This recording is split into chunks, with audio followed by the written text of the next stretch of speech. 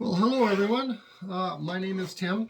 I'm just recovering from a bout of COVID that I got last week, and I'm feeling much better now. But yeah, knocked me for a loop for a while there. But that is not what this is about. This is about a new project that I'm starting, which is a similar one to one that I've done before. What I have here is a Pat-5, Dynaco Pat-5 preamp. I actually have two of them. I've got one exactly the same right down here. This is the gold-faced version. And the previous, I think I've done two before, but I think I only videotaped one. And it was sort of in pieces. So I wanted to do sort of one where I go start to finish. So this Pat-5 is in its original configuration. It does not work. I tried it and tested it on some working amps, actually two Dynaco working amps that I had rebuilt, stereo 150s, and I have those listed right now. But I'm probably going to unlist them because I want to match them up with these preamps that I have. So this one is not working. It has a bunch of hum and buzz. It's not surprising. It's been sitting for many years, and I'm sure all of the caps and all of the components on here are well overdue for some refurbishment. But instead of doing a restoration, which some people like to do, or I'll take the boards out, put new caps, new transistors, replace the problematic transistors and all that sort of stuff. I've decided to do what I did similarly with the Pat-5 and go with the updatemydynaco.com kit. And this is not a restoration. It is a complete new rebuild. Many will argue that, and probably correctly, that this is not a Dynaco anymore. It'll be a Dynaco in the front case. The case on this is in really good shape. The faceplate is in good shape.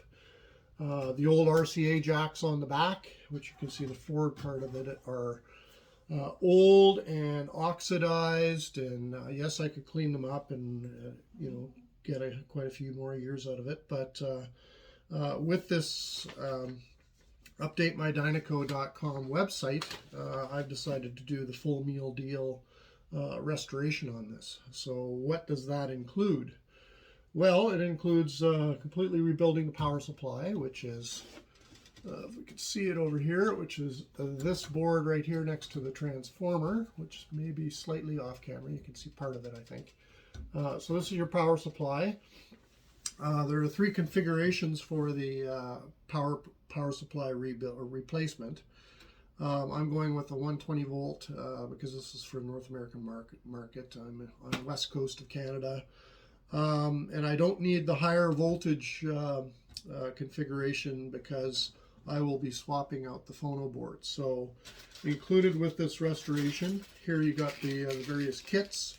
The one kit I've got in here is the power supply board, as well as the power shutdown relay board that I had purchased previously, but never did install it. So I'll be installing it in this one. So what's famous about this preamp is the fact that this on-off switch is not really an on-off switch. All it does is it turns on and off the switched sockets on the back of the preamp. This one, as soon as you plug it in, it actually warms up, and it actually stays with current idling through the whole preamp the entire time that it's plugged in. So what this relay kit does is it actually makes this into a true on-off switch. So you turn it on, the relay will have a pause on it so that it'll energize all the circuits. You won't hear any bumping and thumping, and then it'll ease it on with the relay. Same with the power off routine, so you won't have any bumps and thumps when you turn it off. So that's what this board. I've already built this board, so it's it's a couple of 3 transistors, 1 cap, a relay, and a bunch of diodes and resistors. It was a really easy build. So that's ready to go. And then the phono board will be taken out and replaced. Same with the line input boards. They'll be taken out and replaced. All the RCA jacks will be replaced with these beautiful gold RCA, this RCA replacement kit. And a great ground, so there's another ground nut that's a really nice one that's put on. I also have these sockets for the op amps that so you can actually swap out the op amps without having to decouple them off this, with soldering. That makes it a nice, easy swap out if you want to try updated op amps. I probably won't, but I think he threw those in. I didn't actually buy those. And then the so there's the phono boards. There's twin boards that have to be built, and the twin line boards. Lots and lots of components and lots of wires that I have to reshuffle around in here. And this project is going to be about that. So a lot of it will be in stop time kind of photography, so you can see as I go through it, and it'll condense the build considerably for you as the viewer. Whenever I run into something where I think I should point out, I'll stop the stop time and then go into real-time video like this and go through it. So hopefully we may even try, so I'll replace some, I've got some replacement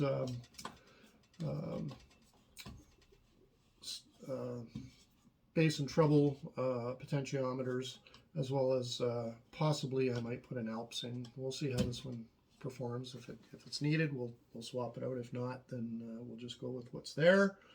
We'll clean up all the contacts on these switch boxes here, and yeah, I think this will be a fun project, and we'll see how it goes. Thanks for watching.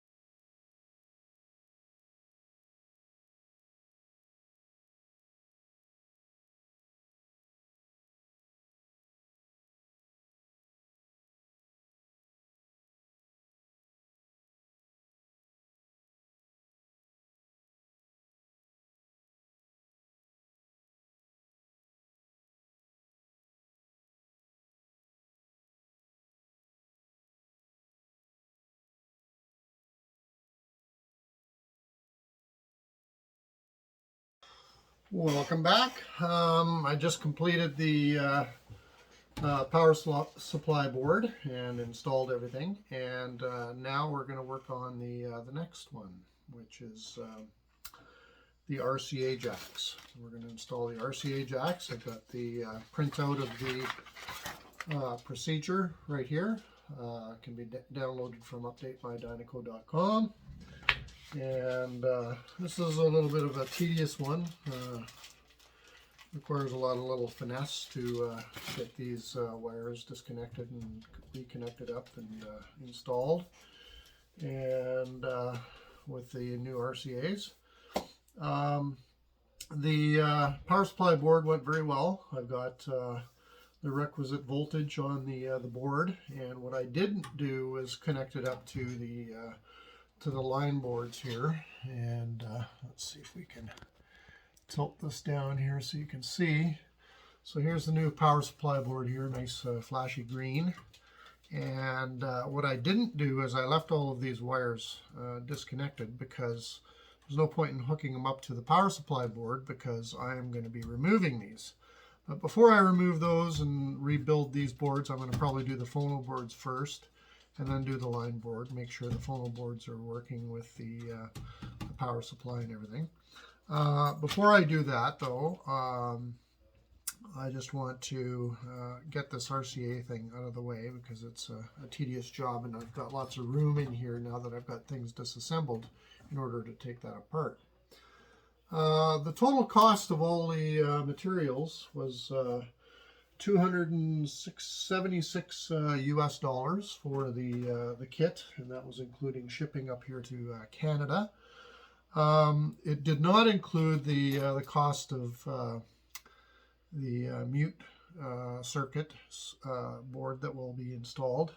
I'd actually bought that on a previous Pat-5 and never used it, so I think that was another, I think $40 or 50 bucks or something like that US.